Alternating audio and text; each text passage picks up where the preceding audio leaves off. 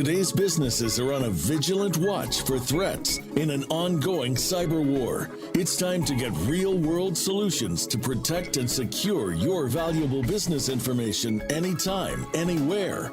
Welcome to Cybersecurity America with Josh Nicholson. You're about to gain special access into a world of restricted information and a backstage pass to the inner sanctum of cybersecurity operations. Here's your host, Joshua Nicholson. It's Joshua Nicholson, Cybersecurity America. Welcome to the show. And today we have a really special treat. Today I have an interview with Bruce Schneier. He's an internationally renowned security technologist. He's called the Security Guru by The Economist. He's the author of over a couple dozen books, including his latest called The Hacker's Mind, as well as hundreds of articles, essays, and academic papers. His influential newsletter, Cryptogram, and his blog, Schneier on Security, are read by over 250,000 people. He has testified before Congress, is a frequent guest on television and radio, has served on several committees, and is regularly quoted in the press. He's a fellow at the Berkman Klein Center for Internet and Society at Harvard University, a lecturer in public policy at the Harvard Kennedy School, a board member of the Electronics Frontier Foundation, and Access Now, and is an advisory member of the Electronics Privacy Information Center and verifiedvoting.org. He's also the chief of security architecture at Inrupt Incorporated. Welcome to the show, Bruce. It's so glad to have you. You make me sound very, very busy. It does. How are you doing today? I'm doing well. I know that I've been reading your blogs for a very long time. I saw some of the last things you did on the cybersecurity regulations that came out and some of the articles related to it. So we've been following you for a long time. Welcome to the show. Yeah, thank you. No, awesome. And we also have Aaron Bierlin here today. And Aaron is going to give us a threat intelligence report. Intelligence update for today. Just a couple of notes to make. The variant of Lockbit went relatively undetected by a lot of your open source detection mechanisms. Like uploading the file to something like a virus total would show that a lot of companies were not detecting this. And so what we're seeing is a qualitative leap in Lockbit. It's the best technology solution. But with that automation, it's also something that's going to end up being listed out. It's something that can be easily enumerated over time. And then these operators are going to find methods to be able to get around that automation and that sandboxing with anti-analysis techniques. And so we're starting to see a lot of these implants that are able to avoid a lot of that automation that we rely upon in the cybersecurity field. To be able to reduce the size and the amount of people that we have, as well as try to remain as nimble as possible to shift for these different incidents. And so this was a really good example of some of the changes that occurred there and some of the new TTPs that we're still researching and really trying to get a hold on it. But the big notable here was what did appear to be a significant change in Lockbit's activity and the lack of the ability to have actually seen to actually see this alert on the majority of security products over the last couple of months. I'll pause for any questions on that if there are any. No, that's interesting. So from a threat landscape perspective, I think you were saying you were seeing some increase in different shifts in activity away from targeted areas when Ukraine and more focused back towards the US, almost like they've gotten war weary. But have you seen a ransomware shift in how the threat actors are moving? Well, so one of the puzzling things when we moved into 2023 is a lot of organizations wanted to do their trends from 2022. And we saw a lot of organizations talking about the reduction in ransomware operation. And when we discussed this on one of your earlier episodes, one of the notes that I wanted to make was that shift where a lot of your ransomware operators exist in the coalition of independent states. These are a lot of your former Soviet states, and a lot of these ransomware operators sometimes are in Russia or they lean towards Russian interests. And so my assumption on that, and an assumption of other security researchers, was that it wasn't that ransomware declined for any other reason than the focal point was on Ukraine in support of Russia. I think that what we're seeing now is that natural return to kind of baseline and potentially an increase of them going back to regular operations, because you can only support a nation state that's not really going to directly fund you for so long.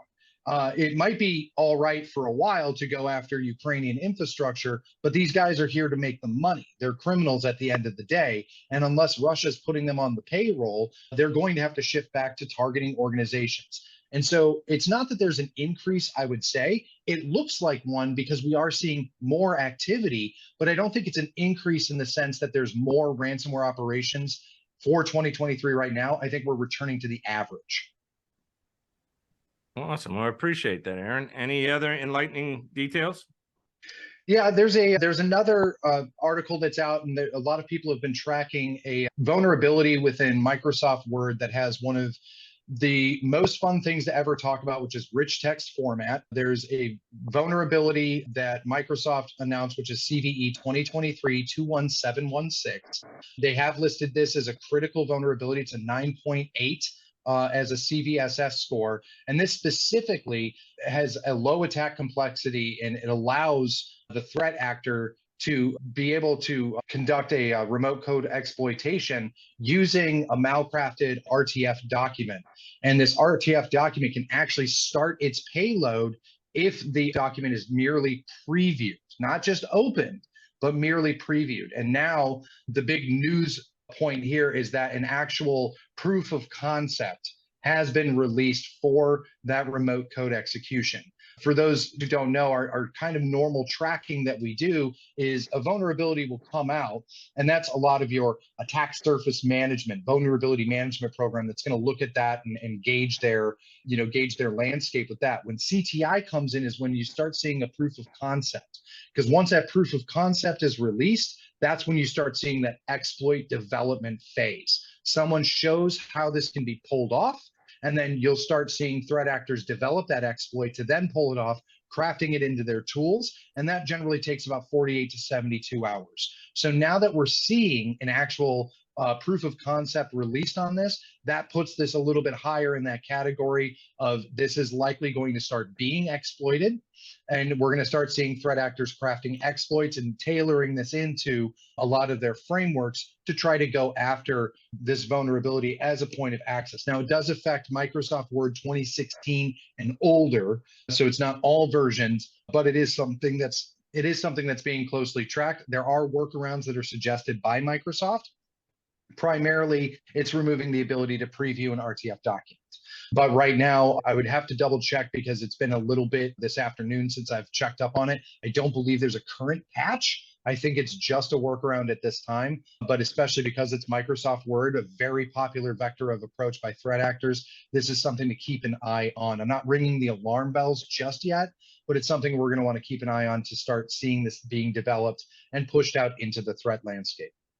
And if not mistaken, you could do RTF viewing in Outlook. So this would just be viewing an email as well.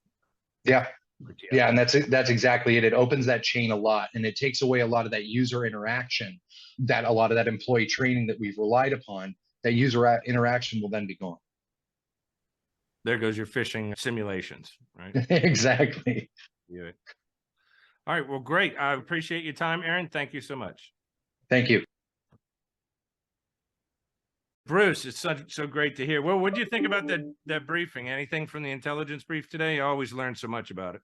Yeah, it's interesting. So I teach a cybersecurity class at Kennedy School, Harvard Kennedy School. And just today, we are talking about ransomware. And I saw the same numbers he did, that 2022 seems like there is less money exchanging hands. A lot of these numbers are fuzzy because we don't really see all of the data, but we're better at tracking Bitcoin wallets and knowing where cryptocurrency is flowing in.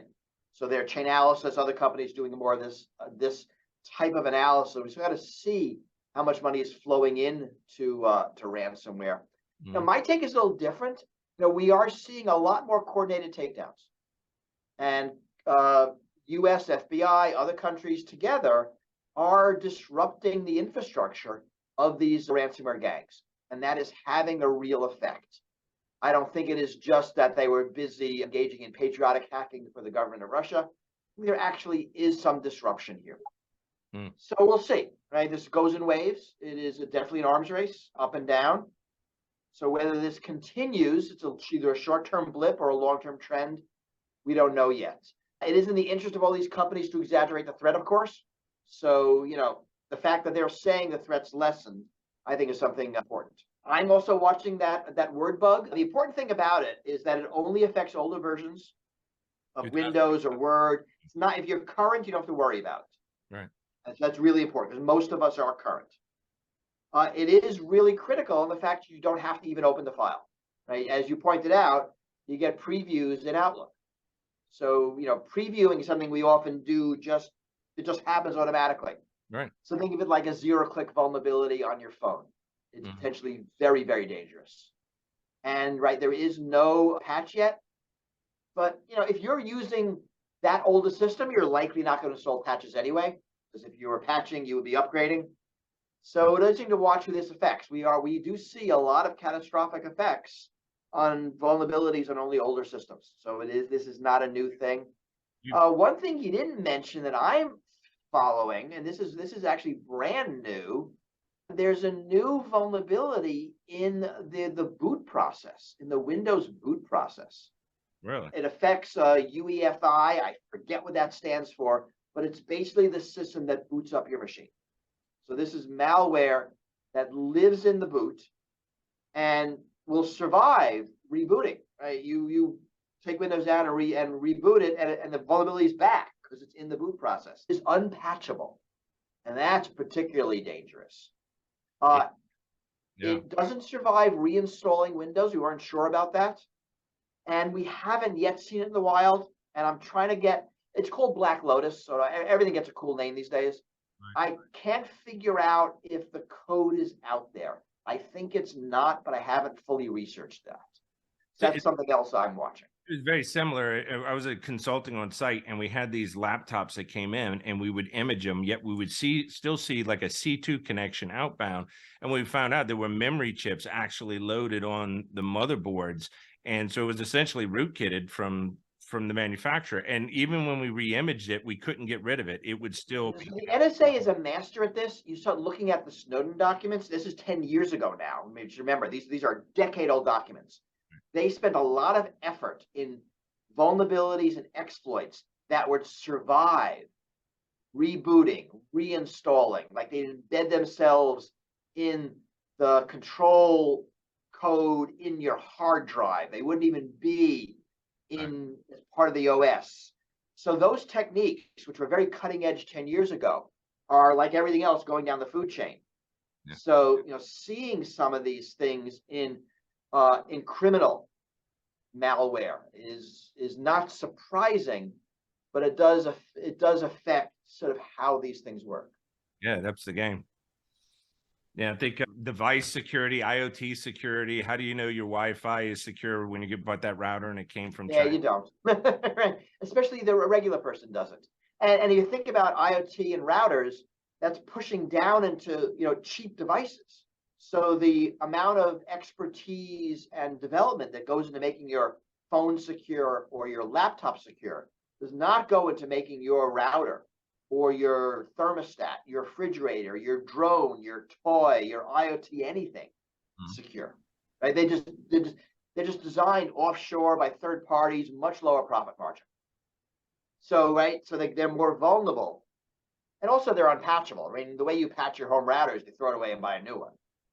Yeah, because it's not like that you can look and say, okay, that's secure shell version library such and such that they use. Yeah, it's really hard to do. Source libraries. That how would you ever tell? In many cases, what's behind the scene, and just sit there and rip it apart. There are companies starting to do that. I've seen a couple of startups that are doing adversarial software builds and materials. Like and an SBOM is tell me what libraries you're using in your code, so I know where my vulnerabilities are. Companies hate this; they don't want to do it. Any attempt at the U.S. government to mandate that's kind of nuke from orbit. But there are now companies that are doing that adversarially. Like they know what the code looks like. They can go into someone's code and figure out what libraries they're using. So that is a step in the right direction. I like that. But they're very difficult there, especially these cheap IoT devices and things that they would ever do it. They snap different libraries. So when you had a vulnerability in one, it's all across the board. Everything that used that library. And then like you were talking about supply chain management in some of your articles, I think supply chain management is critical. What got impacted during the pandemic, our ability to deliver just desktops to new employees when they onboarded. We couldn't even do that in some cases. So it became a really, really big challenge. Do you think it's a step forward on what got passed recently? I saw your article I read on the cybersecurity standards that were passed by the federal government. What are kind of your thoughts on that just came? Are you thinking of Biden's cybersecurity strategy of last week? Yes. Yeah, I mean, it's not really passed by the federal government. This is an executive strategy document. I mean, there's a lot of good things in it. I'm certainly a big fan of liabilities, software manufacturers. I think that is a way to change the economic incentives. I mean, right now, the incentive is to have insecure devices and services because they're cheaper and they sell better. Mm-hmm. But if we raise the cost of insecurity by making you liable for damages, you will spend more money on security. So I'm a big fan of that. I like talk about infrastructure. I mean, right now, most critical infrastructure in the United States is in private hands. And again, economics. It's not in their economic best interest to secure it at a nation level standard. So the government has to step in and provide that additional level of security. I think that's the right way to think about that. And the third thing is, again, economics. The document talks about the government using its buying power.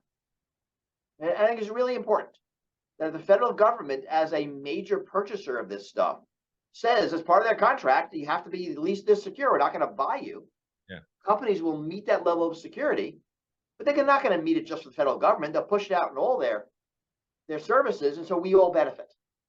So I very much like the ways that the Biden administration is thinking about this as an economic problem. But the problem is not tech. The problem is economic incentives. Mm-hmm. And that is 100% the right way to think about it. That is what I teach in my class. I mean, look for the incentives, look for the structure. And if you can make that work, the tech will figure it out. Mm-hmm. Your job as policymakers is not to figure out what tech is good, but just design the incentives so that the system figures it out. Yeah, it's a good way to look at it. I saw economic decisions too, doing these big mergers and acquisitions. And you'd see one company say, I'm going to merge, I'm going to acquire them, but I'm going to use all their old equipment. I'm going to maintain it as long as I can. I'm not going to replace it with a base standard. And in cybersecurity, when we have so many different flavors and so many different technologies, very hard to monitor it, manage it, patch it, perform any kind of due diligence on it. And they sacrificed a few dollars, penny wise, pound foolish here. It's like, I'm going to save some money by replacing these machines with new systems. I'm going to maintain them for a little time period, but they have no idea what it causes us 5-6 years later with that infrastructure. Yeah, but that's not the way our system works. Our system works on what are your quarterly returns. Our system works on near-term savings, even at the expense of long-term expense, right? And I mean, that's not good for society, but that is the way we built the incentive structures. You want to fix that, you need to change capitalism, the way capitalism works today, because today it works for near term. So we think about this as technical debt. Right? So we are going to, solve for this quarter by sort of piling technical debt onto the future. Someday they'll replace it all. Right? Someday we'll worry about that Windows 20, Office 2016 vulnerable to that RTF, yeah, right? That RTF, rich text format vulnerability, right? Not my problem. That'll be someone else's problem. And that is a common way to think. It is not good, but it's the way we've set up our systems. And so you can't blame anybody for doing that. And that's the way the system is set up. And just thinking of incentives here, I mean, the other thing that's been breaking here is just ChatGPT and how that affects society. I tell you in my podcast, when I put the descriptions together and the titles, I ran it through ChatGPT. I took the output of yeah, right. And they probably do a pretty good job. I did not a bad job. What I did is the company I'm working for asked, can you get a transcript together? So I used Descript, was able to get an accurate transcript, imported that in the ChatGPT and said, write me a blog. Here's my bio, my background, and so forth. And it wrote me a 300-word blog. Now, granted, 2 or 3 words we had to change, but I just saw how its ability. You're going to get fired in a week if you keep doing this. They're going to replace you with ChatGPT. All it takes is someone that can put a fake image up and make it, talk in your voice. This isn't hard. It may be that way. You may have one day where you have an AI bot that's doing first-level interviews. I'm totally an AI bot responding to you, by the way. I'm just letting you know. Bruce Schneier is actually busy. There you go. There you go. Oh, you seem realistic. Real. Tech is good these days. Now, I saw your other episode, and this is one thing I struggle with because I have several children, but I read your article on why we shouldn't ban TikTok and then just a foreign policy article related to it. I guess you could take a few minutes, kind of educate us on that area here and something that's close to my heart anyway. So really the article said that less about should and more that it won't work, that trying to do it will cause a lot of damage and will fail. And there's several things we can do. So we can say government employees can't have TikTok on their government phones. And a bunch of governments around the world are doing that. That's easy to do. But to say that, American citizens can't have it on their phones, we cannot make that work. Like, we just don't have the kind of censorship and surveillance network on our internet like China does. And we're not going to build it. All right. So it just can't do it. Something in the middle, which we might see, is a ban on financial interactions with ByteDance, the company that owns TikTok, right? So you can imagine the U.S. government saying we're gonna designate ByteDance as a terrorist organization, and it is illegal for you to engage in financial transactions. What that means, American companies can't advertise on TikTok. It means that American hosting sites can't host TikTok. It means that Apple and Google can't have the TikTok app in their stores, right? That would do a bunch of damage to the company. But if you're a kid and you want TikTok, you're getting it, right? I can't stop you from going to the website. Yeah. I can't stop you from uploading stuff. I mean, just like we can't stop, offshore gambling on the internet, you're not gonna be able to stop TikTok. So really what I say in the article is that, trying is a fool's errand. And, you need to, use diplomatic channels with China like we deal with anything else we might want to ban, like pajamas that catch on fire or baby food that isn't healthy. That we have these ways to deal with foreign imports and to use those channels instead. And also to say is, look, we built an internet for surveillance. Facebook, Google, all these companies make money spying on you. That's their business model. And once you've done that, you really can't pick and choose who spies, because the internet is built for spying. You really want to fix the problem, fix the spying problem. And it's going to hurt American companies. It's going to hurt the NSA, but it'll be a safer, more secure internet. Yeah, I heard a couple of individuals. I was trying to understand the threat. Is the threat really the TikTok app on your phone, its surveillance capabilities, or is it the ability to push content towards? And it's weird because this is very much a moral panic. So it's hard to figure out what it is people are scared of. TikTok, China, that's what they're scared of. But if you pick at it, I think the fear is that because TikTok is so good at understanding your emotions, feeding them back to you, and potentially manipulating them, that this becomes a tool of the state. That the government could use this to gauge and then manipulate popular opinion. Now, this is probably not true. I mean, this sounds a lot like Cambridge Analytica, which was totally bogus. But it's that kind of moral panic. So it's Cambridge Analytica, but in the hands of a government that we don't trust, that is actually adversary on the world stage. So it is kind of ill-formed what the actual risk is, but it's in that area. Right? So like we're kind of fine with Facebook and anybody who pays Facebook money doing this, which could also be the Russian government, but we don't like the fact that a Chinese-owned company can do this. So it really doesn't pass scrutiny when you think about it. I think a lot of it is we just are mad at China right now. Yeah, I guess it was interesting because I came out of my house and saw the Chinese balloon go over my house. So Did you really? Over the neighborhood here in Charlotte. Wow. We had everybody we have a little neighborhood Facebook group. And so they're posting pictures from their front porch. And I was on a conference call, but I took it remotely and walked outside. But super weird story, right? Yeah. I mean, what is it like 1912? We have balloons were flying over each other. And it does seem like we have a domain vulnerability where we couldn't see it at a certain level. And I think that balloon was at 60,000 feet, but it was probably very effective at 90 or 95,000 feet. And it's also cloud colored, so it's harder to see. Right? It has a low radar footprint. I did think it was pretty gutsy, especially something that's the size of 3 buses to float in a balloon over the United States, right? And not, It is. It is. I mean, it would not be what I would have chosen to do. you would not, But yeah. it turns out this is like not unusual. Like there were a bunch of balloons over the past few years. This is just the one that made the news. So Yeah. this balloon thing is an actual thing. Yes, I was surprised as well. And I have some former NSA guys that work for me, and they do a lot of the threat intelligence. And I was like, okay, tell me what is really the advantages really of the balloon? All right. So what'd you learn? Well, he says with a balloon, you can collect low-level RF signatures that get blocked by the ionosphere. So the satellite system is not going to be able to pick. So what kind of signals are valuable there?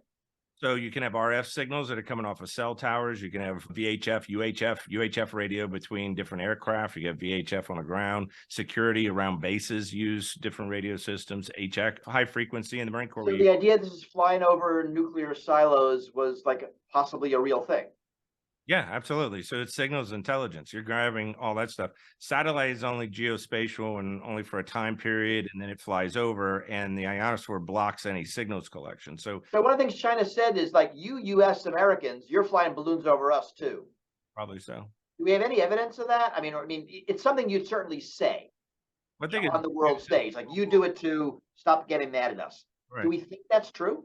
I think they've been using balloons since 1910, right? So I know, but I think they stopped when they invented aircraft because they're better. Well, and you shoot down a pilot, and then he's behind enemy lines. So it's the first drone, so to speak. And then the jet is only up there it's going 400, 500 miles. Right. So this is the slower. Interesting. Sits there who knew? And can loiter.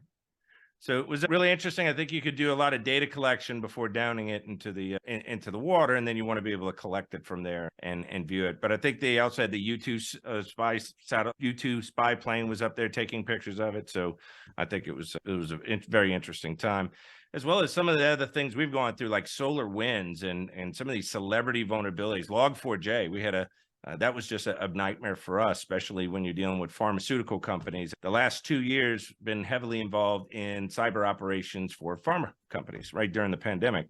And it was amazing to see the disruption to the supply chain, the attacks that were occurring, the attempt at intellectual property, and we had to defend it all remotely. And so it was just a really exciting times. This last year, what have you seen and you've learned from kind of the trends that make you think, hey, I think this is going to happen in the future? I mean, that's interesting. I think a lot of it's, Log4j is a good example of a supply chain vulnerability. And here it is, a library. It's in everything. I think SolarWinds was also an example of that. And it made much worse by the economics. So I spent a lot of time talking about economics. So SolarWinds is a private equity-owned company owned by Thoma Brava, a Brazilian billionaire, as a private equity firm, owns SolarWinds. And like most private equity, they have a very interesting business model. They find companies that are sticky, right? That have customers that are sticky, that their customers are unlikely to leave. Right. They buy the company and then make the product as sucky as possible without losing customers too quickly, right? Pull money out of it and leave the rotting hulk to die. That's, it's a horrible business model. This is private equity. And so companies like SolarWinds deliberately underspent on security. I mean, what they did is they pushed risk onto their customers without telling them because it was more profitable near term. So here you have SolarWinds as a company, doesn't have good security in their own network, right? The Russian government, the military, can break into the company, hack their update server, stick malware into an update, which automatically gets pushed onto all their customers. You're a SolarWinds customer. Of course, you install a security update. That's what we've been teaching you for decades. Right. And now 14,000 networks are open to the Russian government. Pretty impressive operation, right? Made possible by this business model of underspending on security and reliability and sort of other things that are not immediately visible to the customer. Yeah, I always whoever that continues. I said, whoever that GRU agent or on the Russian side that was successful for SolarWinds, whoever got a medal for that. I hope he got a medal because that was a pretty impressive operation and it was very effective. I mean, right now, I think a lot about AI. I mean, everyone is, but I'm thinking about AI in vulnerability finding.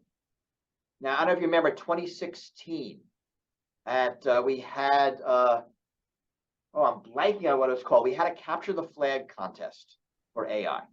You know, to capture the flag happens at hackers cons, simulated network, and teams hack each other to defend their own. Right. So DARPA ran one of these AIs. About 100 teams competed. There were like 9 finalists at DEF CON 2016. For like in 10 hours, they hacked each other on this network. An AI named Mayhem got a Carnegie Mellon, it won. It's now a commercial product. And that kind of idea of AIs doing hacking, finding vulnerabilities, executing them is new. DARPA never repeated that AI contest in the US. China has every year. Wow. It's called Robot Hacking Games.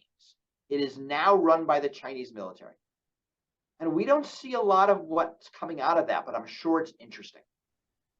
I'm sure. And this notion of AI being a hacker, I think, is something to watch, because it now means a lot of these things are going to happen a lot faster. And we need AI defending. And I would like to see the US sort of reinstitute that contest. I think it's valuable. And it is, and you know how DARPA works. There was some person there who spearheaded this. They left. No one took it over. So it kind of languished. That's the way DARPA is run.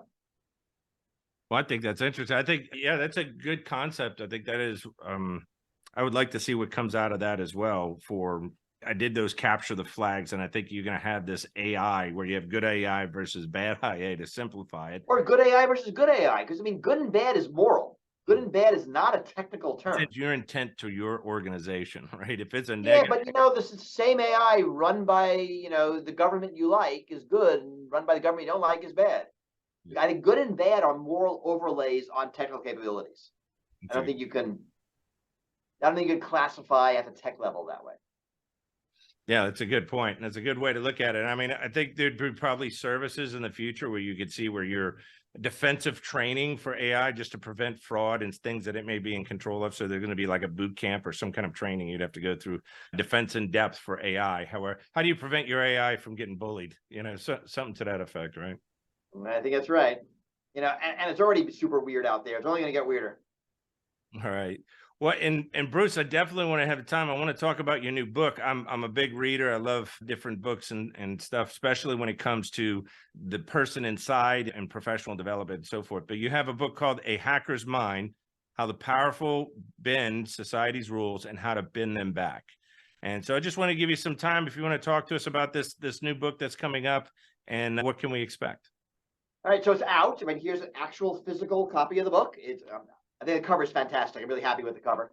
Okay. And what I'm doing here is I'm taking the metaphors of hacking and applying them to non-computer systems, particularly to social, economic, and political systems. So I'll give a basic example. The tax code. It's not computer code, but it's a series of algorithms. Hey, you put in the money you made, and out comes the money you owe.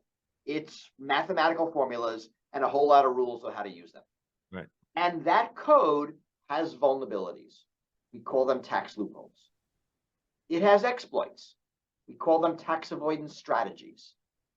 And it has black hat hackers. We call them accountants. We call them attorneys. Right. And that metaphor translates really well. So in my formulation, a hack is something the system permits, but is unintended and unanticipated by its designers. Right? So a tax loophole is a mistake. It's a mistake in the code. It's allowed, right? You can do it, just like in Windows, you can do the thing that Windows vulnerability, that Word vulnerability, it's possible to do it. The code permits it, but we don't want it to happen. Right. So tax loopholes are like that. And then other things, so I spend a lot of time in my book talking about these hacks of sports. Right? Curving your hockey stick was a hack. Originally, the forward pass in football was a hack. It wasn't in the rules. But also things like gerrymandering and the filibuster and different ways companies hack financial regulations, or the way Uber hacks transportation regulations. So thinking about these things as hacks, as way these rules are subverted. And it is really me trying to take this whole language we have And also these defenses. Like, we know what to do about computer hacks Mhm. and trying to apply them to these broader social, political, economic systems. It was absolutely fun to write. I mean, I have lots of great examples from all over society. I mean, I have hacks against religion. I mean, the ways that Catholics hacked Fish on Friday, or Jews hacked the rules of the Sabbath, or the way indulgences were hacks against church prohibitions on selling, and the ways people hacked usury laws because you needed to lend things Right. in society, but the church didn't allow it, but you had to do it. So how do you hack it? So lots of guys from all over the world.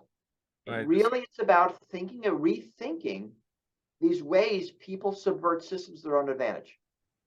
So that's the book in a nutshell. And that's Super fascinating. fun to write. It was my pandemic book. I really had a good time writing. And that's a fascinating concept too. Yeah, I remember as a kid, I was 9 years old, was not allowed to ride my bike across the street, but I was able to cross the street. So like I can't ride in the street, but I could cross the street. So I thought I would just go at an angle, and that would allow me to go for 100 yards without actually See, totally a hack. And kids are natural hackers. Yeah. The notion, you see that on the internet with all these prohibitions against kid apps having chat.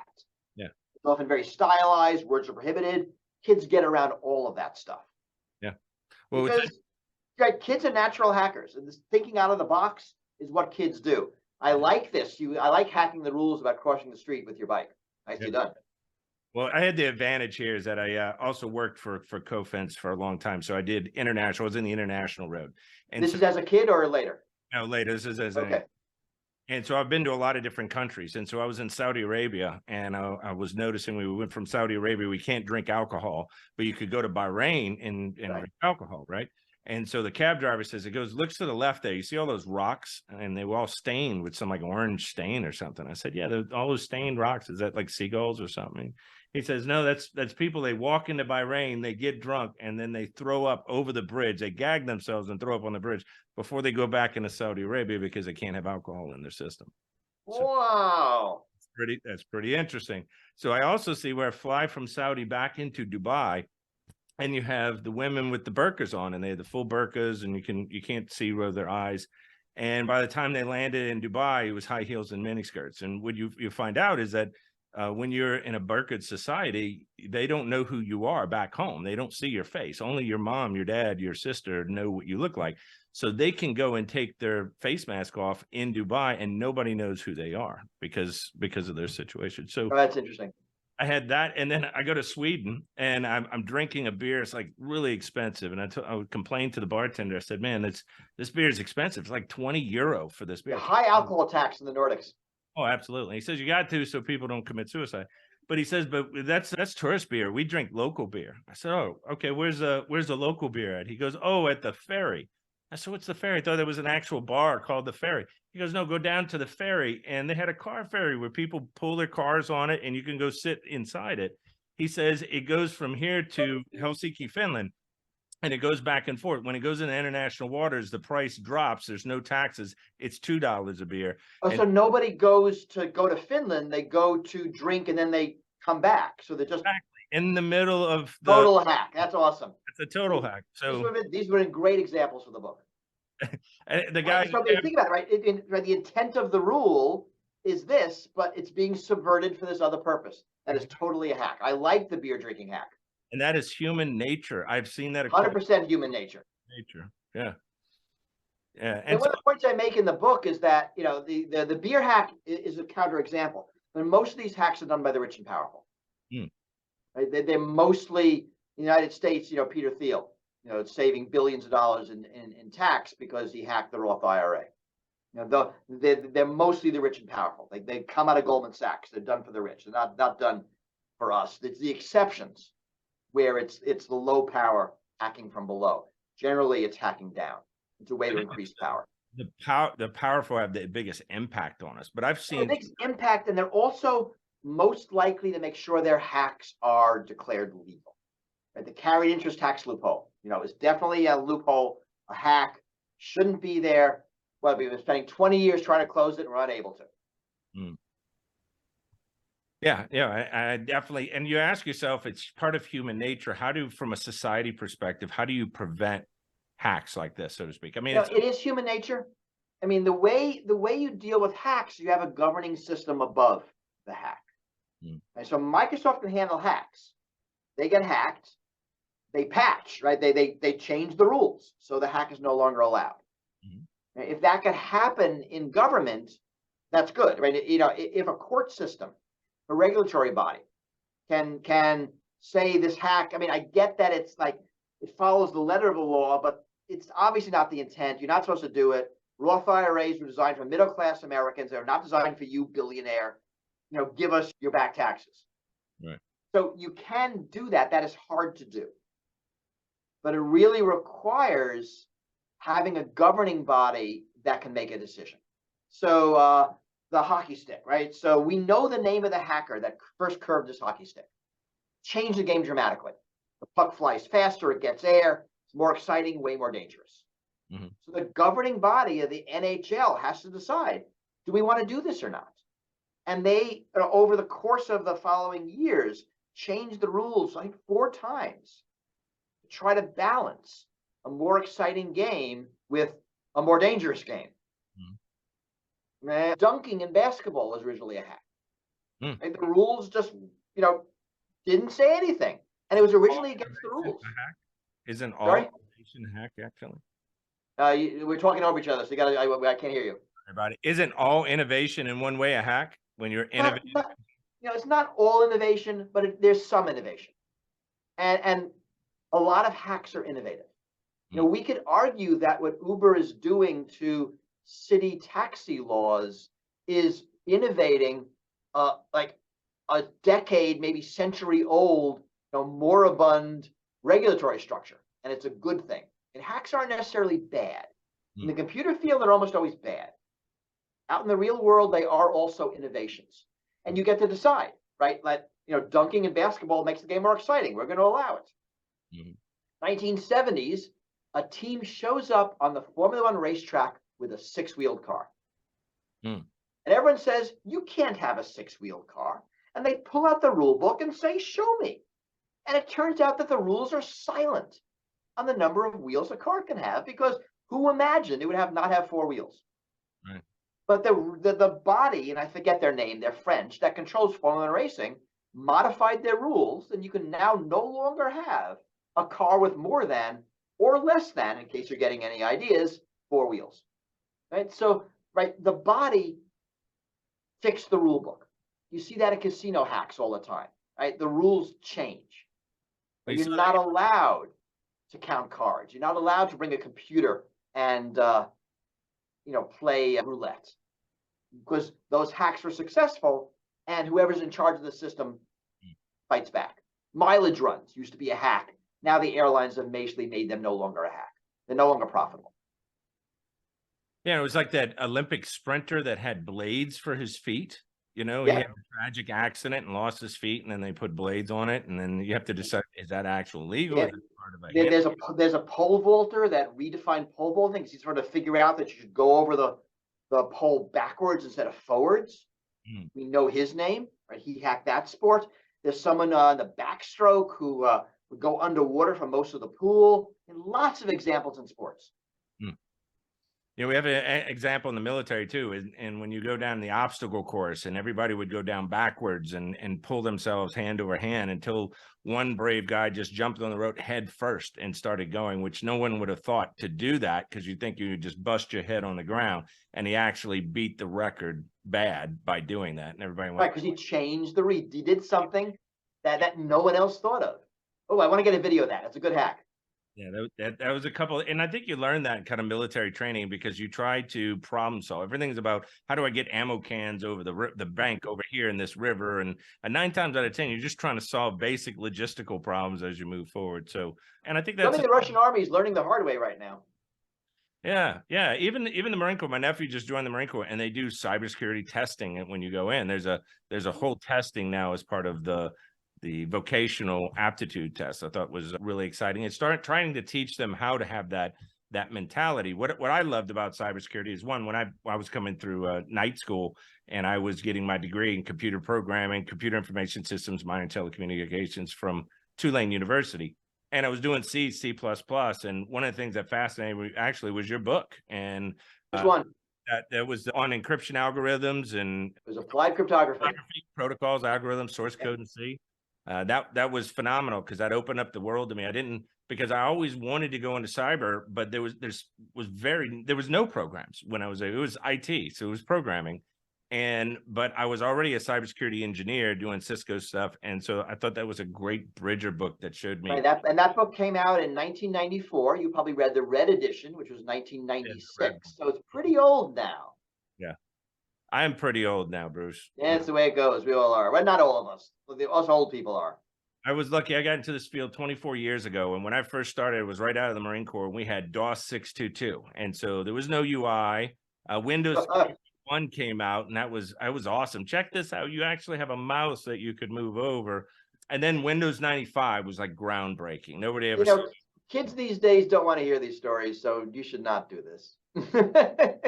I know where you came from now, because now I could tell you, doing cybersecurity operations, one of the things I've noticed the shift in just the last couple of years is that I used to build these SIM systems and these hunt platforms using local hardware, and I would buy it, depreciate it over 3-4 years. I'd have 10, 15 terabyte worth of drive space. I want to dump some logs. It was up to me how much I would fill it up, what I can adjust. And now I go to cloud and I do a Splunk cloud or one of these other, and all of a sudden I have the bean counters telling me you need to get the AWS bill lower. Can you stop logging? Which I've never had that before. I've never had the bean counters telling us you got to do something about this AWS cost. Wow. And so it's put security in a really bad light. I actually had to do some risk and business management to say what Windows logs it's okay for me not to take, and just to get under, in some cases, some of these events per second, or because of the way they price themselves.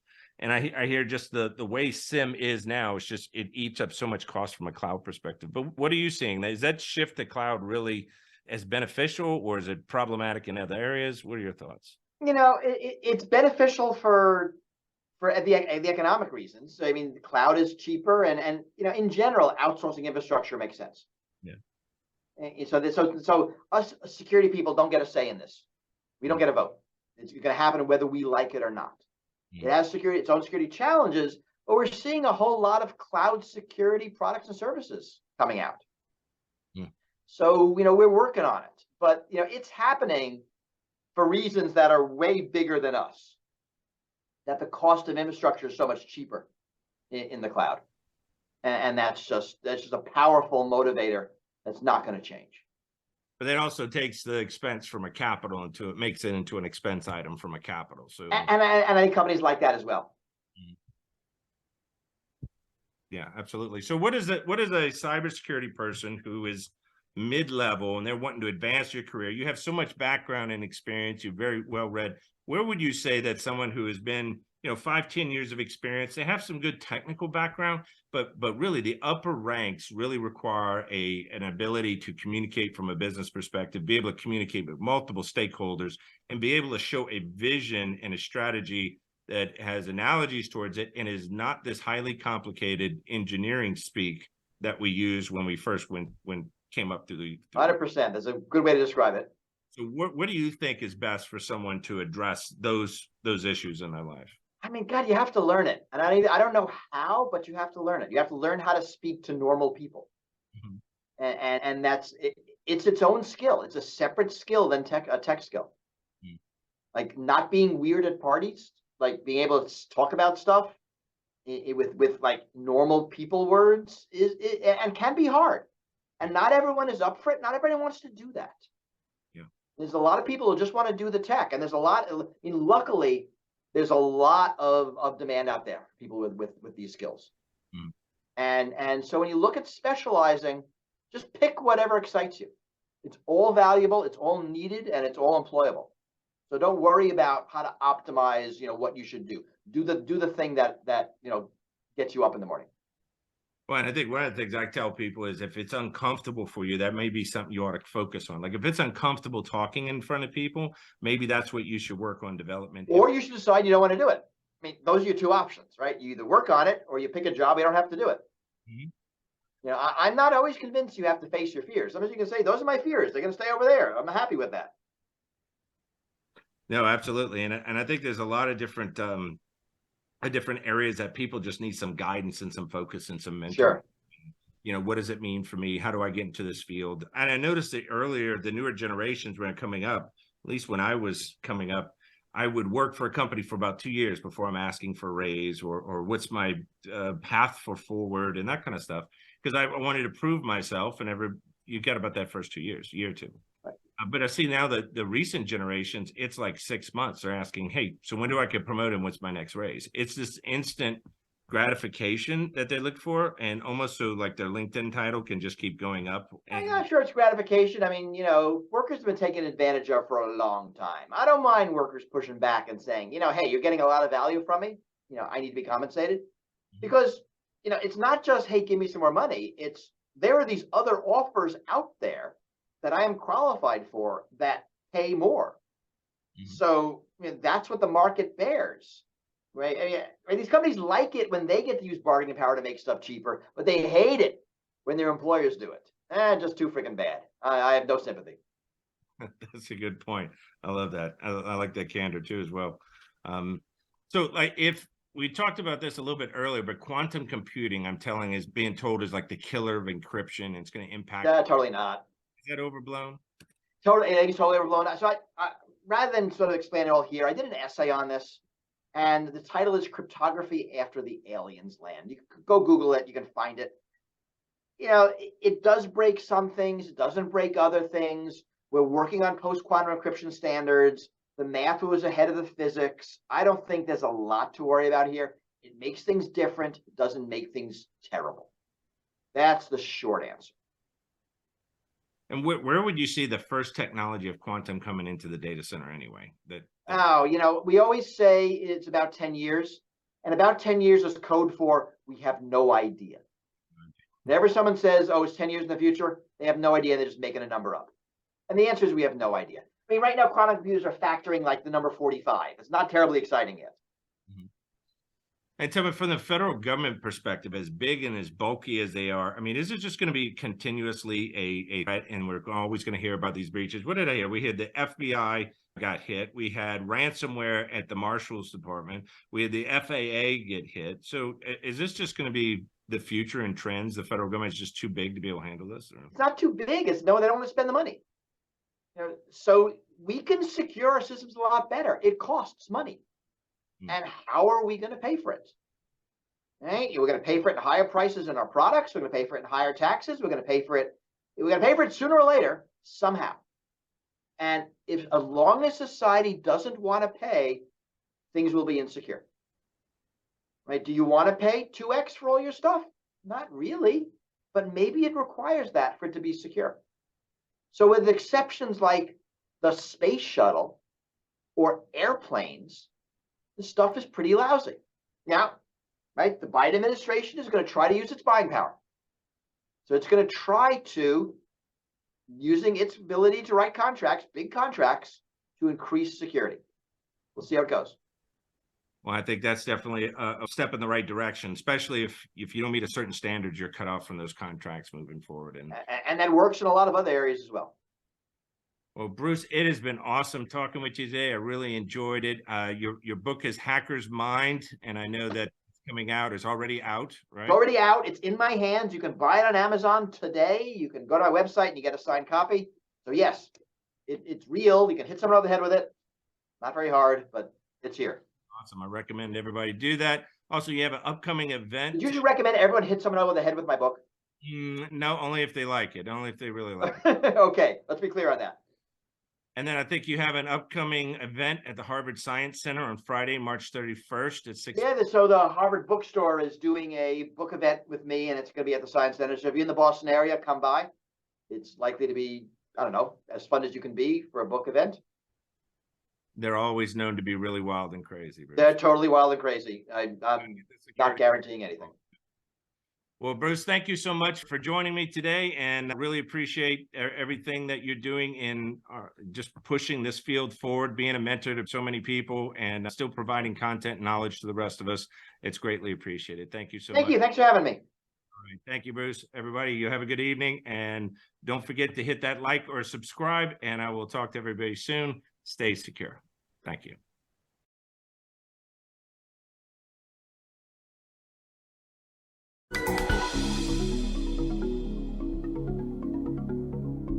Thanks for listening to this episode of Cybersecurity America on the Voice America Business Channel. We hope you've learned some valuable information to help you be a better executive leader and navigate today's complex world of cybersecurity. Until next week, stay secure.